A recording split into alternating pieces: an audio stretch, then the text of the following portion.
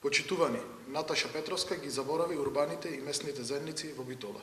Ветувањата на Петровска дека Битола ќе има моќни урбани местни заедници кои ќе служат како катче за дружби на граѓаните, останаа празни како и сите ветувања на Петровска.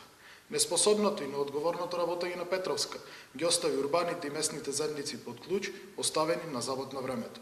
Јавноста исто така слуша како објектите на урбаните и местните заедници се распаѓаат и уриваат.